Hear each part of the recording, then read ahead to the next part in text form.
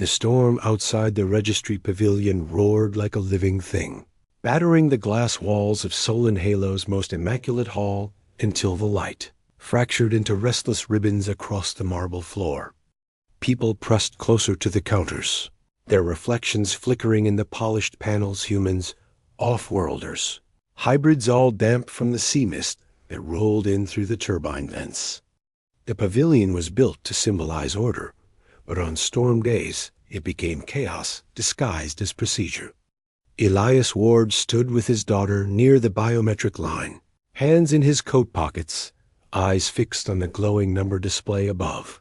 He hated crowds, hated the way noise collected in spaces like this, ricocheting off hard surfaces until it became indistinguishable from the sound of panic. 2 years since the turbine collapse had taken his wife, and the habit of scanning exits never left him. He was a man of routines now. Wake, feed Lyra, check seals, work. His only purpose here today was to renew his daughter's civic ID before the season cut power again. But Lyra fidgeted, restless under the pale light, her reflection bright in the glass, curls sticking to her cheeks.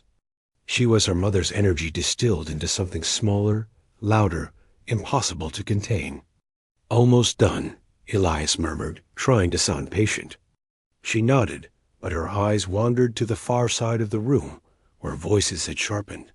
A clerk in pavilion white stood behind a counter, his tone brittle with practiced politeness. "Unauthorized return protocols are clear," he said, holding a sleek tablet out like a shield. The boy facing him barely reached the counter's edge. Blue-gray skin shimmered faintly under the lights, silver pupils catching every reflection. His clothes were thin, marked with the faded emblem of the orphanage wards. The clerk frowned. Placement contract expired 3 cycles ago. No sponsor renewal. That makes you a backlog. The boy didn't answer. He just stared at the floor, small hands curled tight. A security assistant moved closer, reaching for his shoulder. Lyra's gaze fixed on that hand. She went still. Elias noticed too late the way his daughter's posture shifted, the way compassion overtook caution in a heartbeat. The assistant turned, gesturing toward the deportation alcove at the end of the hall. That was when Lyra screamed, "Dad, I want him to be my brother." The sound cut through the pavilion like a blade through glass. Every conversation stopped. Heads turned, 100 curious eyes snapping toward them. Elens froze. His pulse hitched. The clerk blinked, confused. Lyra had already run forward, slipping past the divider ropes. "Lyra," he barked, but she didn't stop. She reached the boy, small hands latching around his, her face fierce and certain in a way only children could be. The clerk's composure faltered. "Sir, please restrain your child," he began, but Elias was already moving, his boots echoing in the hush. His body acted before his mind did, training, instinct, grief all merging into one decisive motion. He stepped between the clerk and the boy, shielding both children with the quiet authority of someone who'd once pulled people out of collapsing decks. "They're cold," he said, his voice low, even. "You can process whatever you need, but not in front of them." The clerk sputtered about protocol, about contamination, about rules written for peace, not compassion. Elias ignored him. The boy's eyes lifted at last, strange, luminous, frightened. Lyra squeezed his hand tighter, chin high. The storm thundered above, wind rattling the braces like the city's own heart beating out of rhythm. Elias reached into his pocket, pulled out his civic ID chip, and set it on the counter. "Sign the temporary guardianship," he said quietly. "He stays with us until review." The clerk hesitated. "That's irregular. So's leading a child to the storm," Elias cut in. The stylus hovered for a moment. His reflection in the counter surface looked like a stranger harder, older, but alive again. The signature line glowed. He pressed his thumb to it. The seal burned faint blue, the confirmation tone chiming softly. Somewhere behind him, the crowd began to breathe again. Lyra smiled like sunlight through mist. Ren blinked, uncomprehending, as if afraid to believe what had just happened. Elias didn't know why he'd done it. He only knew that for the first time since the turbines fell, he'd acted without thinking about loss. He turned slightly, watching the boy's trembling shoulders steady under Lyra's small, certain hand. The clerk muttered something about paperwork, about audits, but Elias didn't hear him. The storm's rhythm filled the silence between heartbeats. He didn't know what he was doing, only that he'd stepped between a child and the system that would erase him. The storm hadn't let up by the time Elias reached his apartment on the lower ring. The wind screamed through the turbine gaps, making the metal framework hum with a sound that seemed to live inside the bones of the city. His coat was soaked, the boy's sleeves clung to his arms, and Lyra, still gripping Ren's hand, chattered, excitedly, as if they'd just come back from an adventure rather than a confrontation that could have gotten Elias arrested. The apartment door slid open with a quiet hiss. The space beyond was small, functional, built from composite panels and recycled air vents. It smelled faintly of saline and machine oil, the scent of someone who cleaned but didn't decorate. The only warmth came from the flickering light panels and a half-wilted air plant perched in the corner window. Lyra rushed in first, kicking off her wet shoes, and turned to Ren with a grin that didn't fit the grayness of the room. "You can sit here. It's warmer near the coils." The boy hesitated at the threshold, eyes wide, unsure whether to step inside. Elias paused beside him, lowering his voice so only Ren could hear. "No one here will send you back," he said simply. That was all it took. The boy stepped in, silent as a shadow. The door sealed behind them, shutting out the noise of the storm. For a moment, the quiet was almost too much. Elias busied himself in the kitchenette, setting a pan on the heating plate, filling it with dry grain, spices, and a small packet of broth powder.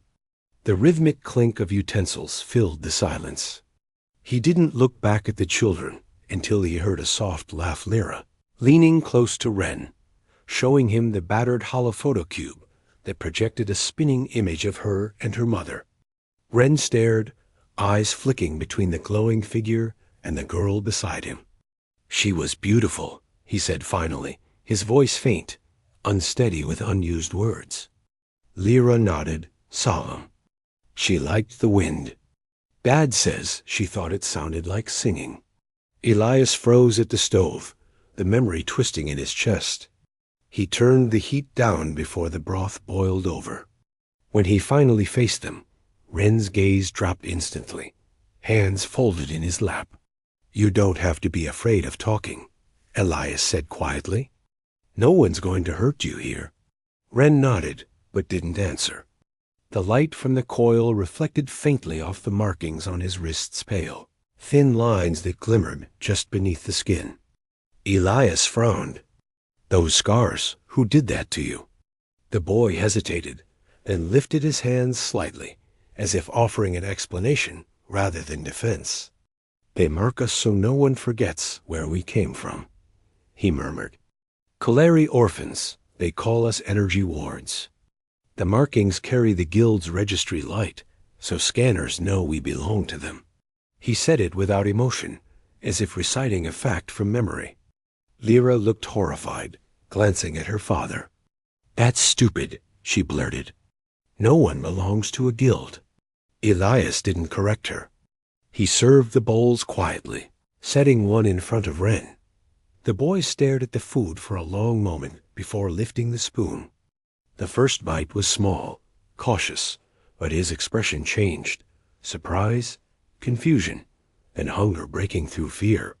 He ate quickly after that, every motion careful, silent. Lyra giggled softly when he finally looked up, broth clinging to his chin. Elias caught the sound and almost smiled. When they finished, he gathered the bowls and set them in the sink. "You'll stay here tonight," he said. We'll figure out the paperwork tomorrow. Lyra clapped once. He can sleep in my room. Elias shook his head, a hint of warmth edging his tone. You'll both sleep in the bunks. Top for you, bottom for him. That's fair. Lyra accepted, content, and darted down the short hall. Wren stood slowly, uncertain again. You don't have to thank me, Elias said when the boy opened his mouth. Just rest. We'll talk in the morning. But Wren didn't move. His voice came out small, almost drowned by the hum of the turbines outside. If they come for me, will you give me back? Elias turned then, meeting the boy's silver eyes. No, he said, steady, absolute. You're under my care now. They can fight the law for you, but they won't take you by storm. Something unspoken passed between them, trust still fragile, but real. The lights dimmed automatically as the hour changed. Lyra was already half asleep, her curls splayed across the top bunk. Wren climbed into the lower one, curling tight under the blanket. Elias lingered at the doorway, watching them both. For the first time in 2 years, the apartment didn't feel empty. Outside, the storm eased, as if the city itself exhaled. In the dark, Elias whispered to himself, "What have I done?" But his voice held no regret, only the quiet terror of someone who'd finally chosen to care again. Morning came pale and humming, the kind of light that filtered through the glass ceiling like a whisper instead of a sunrise. Solon Halo hung adrift above a restless sea, turbines spinning far below, their low thrum vibrating through the metal floor. Elias woke before the children, out of habit more than rest. He brewed frozen coffee on the coil, the scent bitter and grounding, then stood at the window watching the rain slide down the glass in perfect, slow arcs. 2 mugs sat beside him, one untouched. The storm had cleared, but the city above was always half-clouded bright enough to survive, too gray to feel alive. He told himself the same thing he always did after reckless choices. Fix it in the morning. But the boy sleeping in the next room changed that logic. Wren had curled into the wall during the night, the blanket tangled around his feet, one hand still gripping the edge, as if afraid of being pulled away. Lyra was sprawled sideways on the top bunk, mouth slightly open, a halo of curls around her face. The sight disarmed him in ways nothing else could. He remembered what the clerk had said before he signed temporary guardianship. 1 review, 1 complaint, 1 misplaced form, and the boy would vanish back into the system. Elias rubbed his forehead, the old ache returning behind his eyes. He'd have to go back today, not as a rescuer, but as a man with a file to defend. His terminal buzzed before he could pour a second cup. The message carried the pavilion insignia. Ethics review required. Guest child clause. Invoked under Section 9. Attendance mandatory. He exhaled through his teeth. Of course. The bureaucratic noose was tightening faster than expected. He could almost hear his late wife teasing him. You and your need to fix things that break. Only this time, the broken thing had silver eyes and a history carved into his skin. By the time Lyra woke, the decision was made. He would fight it. The girl stumbled out, yawning. "Morning, Dad. Is Wren staying?" Elias crouched, brushing her hair back. "That depends on what happens today. You'll stay with Mrs. Thane downstairs while I talk to the registry." Lyra frowned instantly, the same defiance her mother used to carry when she smelled injustice. "You promised we'd keep him." "I promised to try," Elias corrected gently. She crossed her arms, unconvinced. Behind her, Wren had woken silently, watching them from the shadows of the hall. He looked smaller in daylight, frail beneath the oversized shirt Elias had lent him. "They'll send me back, won't they?" he asked, his tone flat, as if expecting confirmation. Elias shook his head. "Not if I can help it." The boy blinked, uncertain how to process that kind of certainty. They ate in silence grain cakes, warmed syrup, nothing fancy, but enough to fill the space between questions. Then came the knock. It wasn't loud, but official. Elias opened the door to two figures in pale gray uniforms. Registry enforcement, the polite face of state control. The older officer spoke first. "Mr. Ward, you're aware the guest-child clause is obsolete. It was never intended for off-culture minors." Elias stayed calm. "Then it's time you re-intended it." The younger officer shifted uncomfortably, as if unused to being challenged. "You'll need to appear before the ethics committee within the cycle. The child will be held in provisional care until verification." Lyra gasped. Elias's tone didn't rise, but it sharpened. "He's under my roof, under my signature. You want him, bring a warrant." The senior officer hesitated, perhaps recognizing the quiet steel of someone who'd seen worse storms than this. "Then appear by midday," he said finally, leaving a data slate on the door's sensor. When the door slid shut, Lyra threw herself against her father's side. "They can't take him, right?" He looked down at her, so small, so fierce, and realized how little choice he really had. "They'll have to hear me first," he said.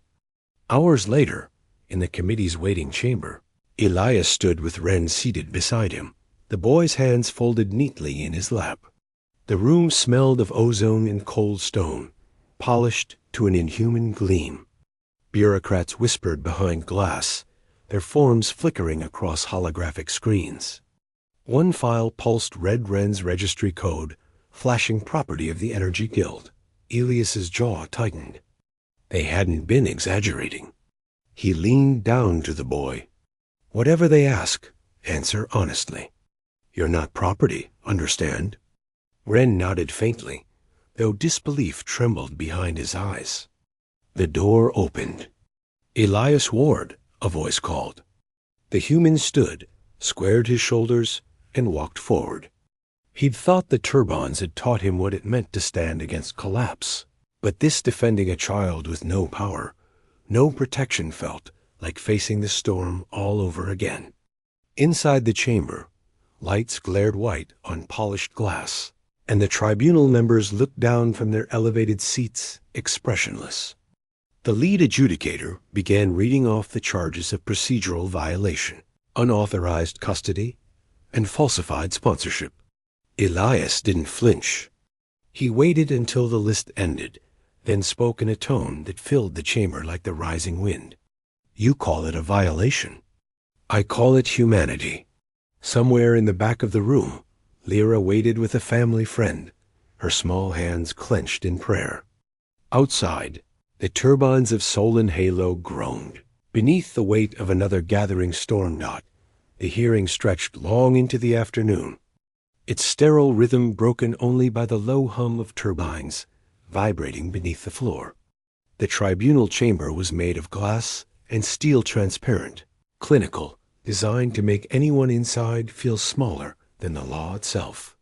Elias stood alone at the center table, while Wren sat in the observation seat beside the clerk, his legs dangling, his fingers twisted in the hem of his shirt. The boy's luminous scars pulsed faintly with each spike of anxiety.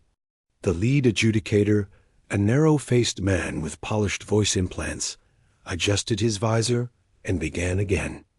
"Mr. Ward, the guest-child clause has not been exercised in 21 years. You signed for a Kalari minor without genetic compatibility clearance, housing authorization, or guild release. That violates 3 interspecies statutes." Elias kept his voice level. He was about to be deported. There was no one else. That isn't the question. The adjudicator's tone was smooth, practiced. Why him? The silence that followed was deep enough to hear the hum of the air recyclers. Elias looked at the boy, small, bruised by bureaucracy, trying to disappear in his chair, and something inside him snapped into clarity. "Because my daughter asked me to," he said simply. Because she looked at him and didn't see an alien, or a contract number. She saw someone who deserved to stay dry during a storm. Murmurs rippled through the chamber. The adjudicator's visor flickered as data scrolled across his display. "Intentions," he said, "do not override civic order. Elias's patience fractured. Civic order put him in a crate and called it safety. Civic order marks children like property.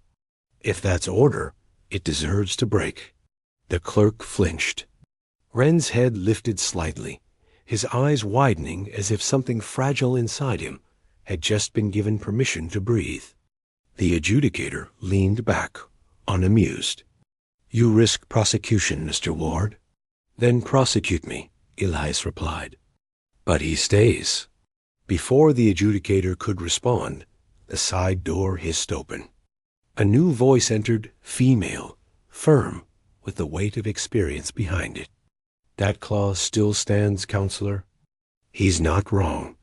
Dr. Selin, retired officer, neighbor, former civic liaison, stepped forward, her credentials glowing faintly in the air beside her. Section 9 wasn't repealed, only forgotten. And precedent law recognizes the moral authority of immediate guardianship in humanitarian crisis. The adjudicator frowned. This doesn't qualify as crisis. Selin's gaze was sharp enough to cut. A storm kills a body in minutes. A system kills a soul slowly. Which is worse? She placed a data drive on the table. "Guild documentation," she said. "The Energy Board abandoned the Kalari contracts 2 months ago. Those children have no current owner. The boy isn't property, he's unclaimed life." The chamber fell silent. The adjudicator glanced at the document, lips tightening. Elias caught Wren's eye, giving a slight nod of reassurance. The boy's fingers loosened their grip. For the first time, he looked up fully, voice trembling but clear. "If I'm unclaimed, then I can choose," he said. The statement hung in the air like a spark in dry air. The tribunal hadn't expected him to speak. "I want to stay," Wren continued softly. "I don't care what the papers say. He's not afraid of me. And Lara, she calls me brother." That broke the sterile calm. The room shifted. Even the clerk looked down, ashamed. The adjudicator exhaled through his teeth. "This is highly irregular," he muttered, but the formal authority in his tone had cracked. "We'll deliberate." They filed out, leaving Elias and the boy alone under the weight of silence. Outside the chamber, Lyra waited with her hands clenched around a folded drawing 3 figures, standing under a crooked sun. Labeled Dad, Me, Wren. When the door finally opened, Elias stepped out first, his face unreadable. Lyra rushed forward, breathless. "Did we win?" He crouched, brushing a wet curl from her cheek. "Not yet, but we made them listen." Wren followed, blinking in the brighter light, his expression caught between exhaustion and disbelief. Dr. Selin smiled faintly, resting a hand on Elias's shoulder. "They'll have to rule in your favor." The guild's collapse left holes too big to hide. Elias nodded, though his mind was already elsewhere back home, with the routine, with quiet safety. They walked through the outer corridors in silence, the glass walls humming with the low beat of rain. On a walkway above the turbines, the children stopped.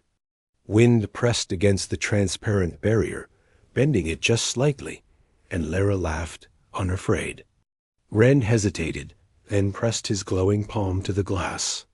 Light rippled outward in soft rings, catching droplets of water that floated momentarily before dissolving. "It listens," he whispered. "The wind, it listens if you're kind to it."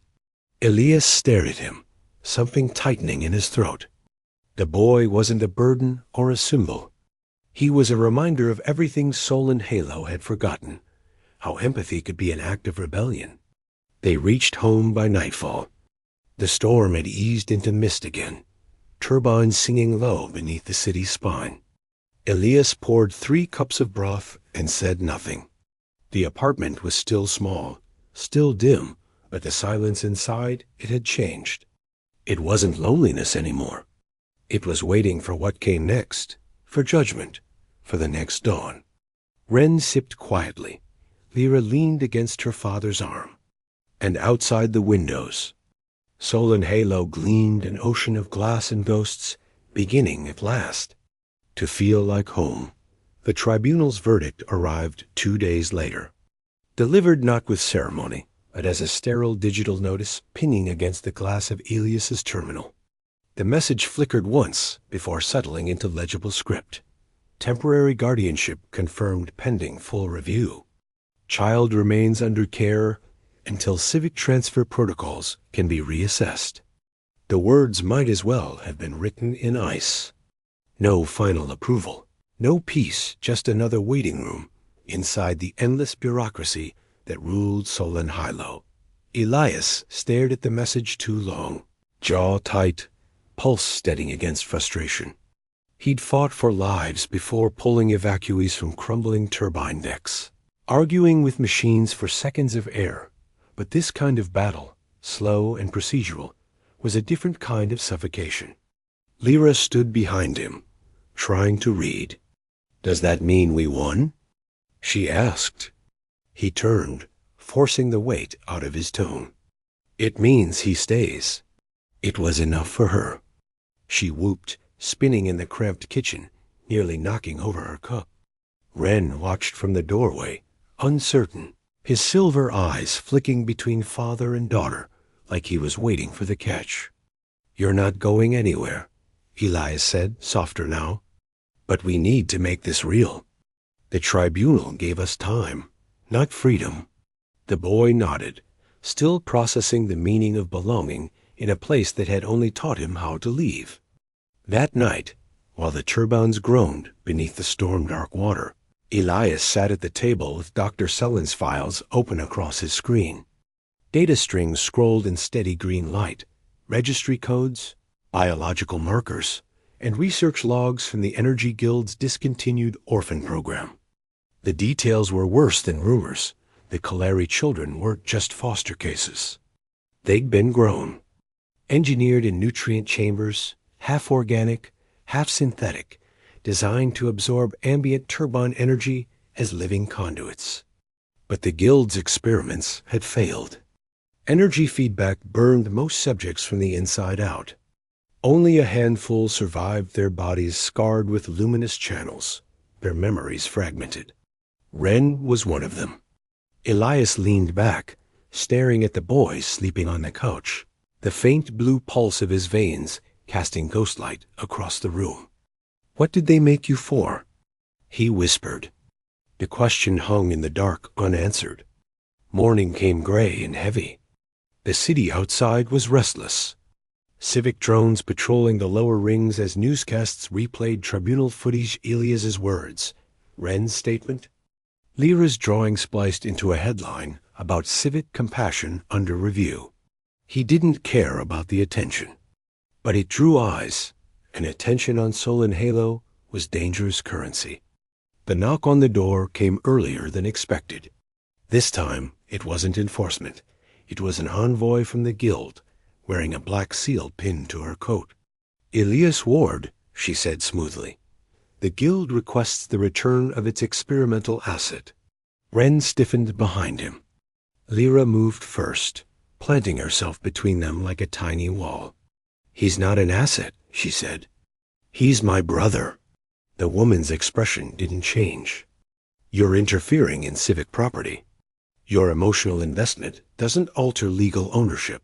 Elias stepped forward, his voice low, steady, and dangerous. "If you think I'm handing him over to the people who branded children like machines, you can try prying him from my hands." The envoy's eyes narrowed. "Then you'll be charged with obstruction." "Do it," he said, taking another step closer. "But you'll have to go through me, through the tribunal, through every camera that's been watching this case since the day you made it public." She hesitated, assessing the balance of threat versus exposure. Finally, she exhaled through her nose, voice losing its calm veneer. "You're making a mistake." "So did you," he said, You made children, then called them failures. The envoy's lips pressed tight, and she left without another word. The door sealed. Silence fell again, thick as fog. Ren sank to the floor, trembling, hands covering his face. Elias knelt beside him, voice softer now. They can't own you anymore. You understand? The boy looked up, eyes glimmering with tears and something harder anger, maybe, or disbelief. They made me. Doesn't that mean I belong to them? Elias shook his head slowly. No, it means they gave you life and didn't know what they'd made. You get to decide what it becomes. Lyra leaned in, hugging Ren's shoulders with the easy certainty of a child who never learned to fear paperwork. You're ours now, she whispered. That night, as the city quieted and the rain became mist, Elias filed a new document under his civic ID, Adoption Intent Immediate. It wasn't legal yet, but it was real. In the same hour, a message blinked into his inbox from Dr. Sullen. Elias, there's something else. The Guild's data logs match residual energy from the turbine. Collapsed 2 years ago, the one that killed Myra. Ren's readings carry the same signature. He might not just be one of their projects. He might be part of what they took from her. Elias read the words twice, his breath catching. He turned toward the couch where Ren slept, the faint glow of his veins pulsing like heartbeat through the dim light. Lyra's hand rested over his, their fingers interlaced even in sleep. The hum of the turbines deepened outside, echoing through the glass. Elias stared until the realization settled into something too heavy for language. The boy he'd saved wasn't just a stranger. He was, in some impossible way, the echo of everything he'd lost, and maybe, just maybe, the proof that love could be rebuilt out of what the world had. Tried to destroy. The message from Dr. Sullen didn't fade from Elias's mind. It burned there, like static in the air, refusing to quiet. The hum of Solon Halo's turbines had always sounded like the heartbeat of the city, but now it felt personal. That deep, thrumming pulse carried the same frequency as the scars beneath Ren's skin, and it seemed to echo in the walls of his apartment. All night, Elias sat awake at the small kitchen table, staring at the flickering projection of the data Sullen had sent. His wife's death certificate, the turbine collapse timestamp, the energy residue pattern, then Ren's biological readings lined beside it. Waveforms identical down to the smallest pulse interval. Two souls, connected by the same light. It wasn't science, not really. It was a miracle born from machinery, something the Guild hadn't meant to create, but had anyway. Morning came gray and distant, the ocean below covered in mist. Lyra was the first to stir, dragging her blanket across the floor, her voice still thick with sleep. Dad, you didn't go to bed. Elias blinked out of his trance and forced a tired smile. Couldn't. Too much to think about. Ren emerged a moment later, hair rumpled, eyes half-lidded but alert. He noticed the open file instantly. That's me, he said softly, pointing at the glowing scan. Elias nodded. And her, he added, tapping the second line. My wife. Ren's gaze flicked up. What does it mean? Elias didn't answer right away. He looked at the boy, this fragile, luminous child who had walked into his life through a storm and a bureaucratic loophole, and tried to decide if knowing the truth would heal him or shatter him. It means you carry part of what was lost, Elias said finally. You weren't just made in a lab, Ren. You were born out of what the city stole from the dead. Somehow, you're her light living again. The boy's silver eyes widened, flickering with reflected data streams. I'm her? He whispered, as if the word itself hurt. Elias shook his head quickly. No, you're you. But the part they tried to erase her kindness, her energy, it didn't vanish. It found its way into you. Ren looked away, his hands curling in his lap. So I'm not really real? Elias's voice dropped, raw but firm. You're more real than any of us. Because you are never meant to exist, and you chose to live anyway. Lyra pressed closer to her father, her hand finding Ren's. You're my brother no matter what, she said simply. Like a declaration of truth that didn't need science. Ren blinked, then gave a shaky laugh. It was small, fragile, but genuine. That sound broke something in Elias awake. He hadn't realized he'd been carrying since the day the turbines fell. He rose, pulling both children into his arms. The smell of salt air filled the apartment, warm and metallic. For the first time since his wife's death, the silence didn't feel empty. It felt alive. Days passed, and the story of the tribunal spread through Sol and Halo like a spark caught in a circuit. News feeds called Elias the man who defied the guild, his daughter the voice that broke protocol, and the Kalari boy the storm-born child. The headlines didn't matter to him. What mattered was the quiet rhythm that returned to their days. 3 bowls at the table, laughter between turbine hums. Lessons in the wind garden, where Ren learned to steady his balance against the city's breath. Dr. Selen visited often, always bringing files, updates, or small smiles she tried to hide. They're dropping the investigation, she said one evening, watching the children draw on the wall screen. The guild doesn't want anyone digging into the collapse anymore. Too many ghosts. Elias nodded, relief tempered by anger. Let them bury their guilt. We'll build something better. Selen smiled faintly. You already have. When night came, and the turbines quieted to their softest lull, Elias stood on the balcony, watching the mist rise. The city lights shimmered in the ocean below, reflected like 1,000 small suns. Behind him, Ren leaned against the doorframe, barefoot, the glow under his skin pulsing gently with the rhythm of the turbines. It listens, the boy whispered, repeating what he'd said weeks before. The wind listens when we're kind to it. Elias turned slightly, meeting his gaze. Then maybe that's what keeps us floating, he said. Ren stepped closer, standing beside him, the glow of his skin casting faint light across the railing. You miss her, Ren said quietly. Every day. Elias nodded. But when I look at you, I think maybe she's not gone. Maybe she just changed shape. Ren didn't speak again. He didn't need to. He simply leaned his head against Elias's arm, and the man let out a long, unguarded breath. Inside, Lyra slept soundly, her sketch of 3 figures pinned to the wall, Dad, me, Ren beneath the soft halo of a lamp. Outside, the storm winds softened into calm. The turbines hummed like a lullaby beneath the city, carrying through metal, glass, and skin. And in that fragile peace, Elias finally understood. He hadn't just adopted a boy. He had adopted the proof that loss could turn into life, that love, when unbroken, could reassemble itself out of ruin.